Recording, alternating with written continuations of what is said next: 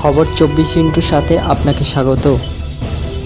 নতুন নতুন খবর জানার জন্য আমাদের চ্যানেলে চোখ রাখুন। নমস্কার, খবর 24 সাথে আপনাদের স্বাগত।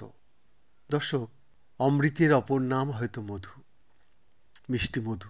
সেই মধুর প্রতিটি বয়ামের ভেতরে রয়েছে মধু যেখান থেকে আনা হয়েছে সেখানকার স্থানীয় পরিবেশের স্বাদ। এর আঠালো মিষ্টি গন্ধ ফুলের আকারে তৈরি হয়, যা কাছাকাছি মৌমাছিরা সেখান থেকে সংগ্রহ করে। যাই হোক, টুলেন বিশ্ববিদ্যালয়ের একটা নতুন গবেষণায় সামনে এসেছে যে মধু স্থানীয় দূষণের অন্তর্দৃষ্টিও কিন্তু প্রদান করতে পারে।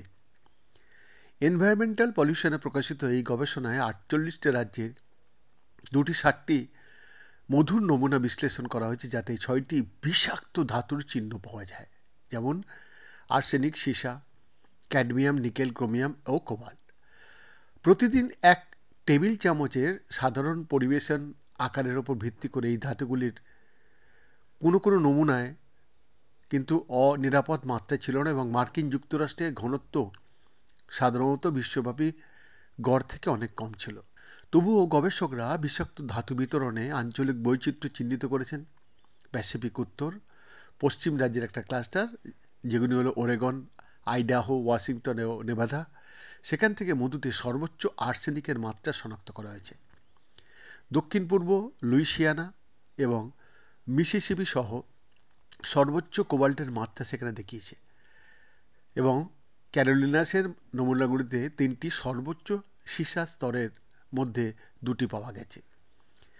সামগ্রিকভাবে গবেষণাটি খাদ্যের উৎস এবং পরিবেশ দূষণ নিরীক্ষণের জন্য একটা হাতিয়ার হিসেবে মধুর জন্য সম্ভাব্য দ্বৈত ভূমিকা তুলে ধরে। হ্যাঁ দর্শক, মৌমাছিরা নিষ্ক্রিয় নমুনা হিসেবে কাজ করে। চারার সময় বাতাস, জল এবং গাছপালা থেকে দূষিত পদার্থ তুলে নেয়। এই দূষকগুলি মধুতেই শেষ হয়, যা আমাদের একটা এলাকার পরিবেশ দূষণের একটা স্ন্যাপশট প্রদান করে, বলছেন প্রধান লেখক টেওডোস গোডোবো, টুলেন ইউনিভার্সিটির Celia Scott Weatherhead School of Public Health and Tropical মেডিসিনের পরিবেশগত স্বাস্থ্যবিজ্ঞানের সহকারী অধ্যাপক। গবেষণায় বিষাক্ত ধাতুর উপস্থিতির জন্য সারা দেশে মধু পরীক্ষা করা হয়, এবং শুধুমাত্র একক উৎসের মধু ব্যবহার করা হয়েছে, যা তাদের উৎস তালিকাভুক্ত করেছে। গবেষকরা শুধুমাত্র দূষণের প্রবণতার কারণ হিসাবে অনুমান করতে পারেন। ওয়াশিংটন 170 ন্যানোগ্রাম পার কেজি, ওরেগন 130 ন্যানোগ্রাম পার কেজি এবং আইডিহো 47.8 ন্যানোগ্রাম পার কেজি। সেখানে পাওয়া উচ্চ আর্সেনিকের মাত্রা ঐতিহাসিক কৃষি কীটনাশক ব্যবহার বা শিল্প উৎস থেকে দূষণের দিকে নির্দেশ। উত্তর ক্যারোলিনা এবং দক্ষিণ ক্যারোলিনা থেকে মধুতে সীসার উচ্চ উপস্থিতি যথাক্রমে 451 ন্যানোগ্রাম পার কেজি এবং 76.8 ন্যানোগ্রাম পার কেজি হতে পারে।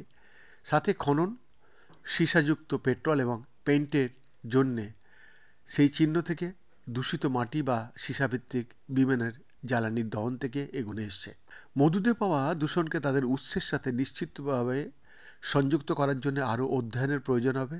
গডবো আশা করেন যে এই ফলাফলগুলি বিষাক্ত ধাতব দূষণকারী উৎসগুলিতে আরও গবেষণাকে উৎসাহিত করবে। আরও যোগ করেছেন, মৌমাছির মধুতে যা দেখায় তার চেয়ে পরিবেশে এই ধাতুগুলির কিন্তু অনেক বেশি থাকতে পারে। আমরা যা পেয়েছি তা হলো একটি আঞ্চলিক দূষণের ধরনগুলি উন্মোচন করার জন্য একটা ভালো প্রক্সি হিসেবে কাজ করে বলে মনে হচ্ছে। কিন্তু পরিবেশে কি দূষণকারী রয়েছে এবং কিভাবে তা কাছাকাছি সম্প্রদায়ের স্বাস্থ্যের ফলাফলগুলির সাথে সম্পর্কিত, তা সম্পর্কে মৌমাছিদের কাছ থেকে আমরা এখনও অনেক কিছু শিখতে পারি। বৈদ্যনাথ দাসের রিপোর্ট, খবর 24 নিউজ।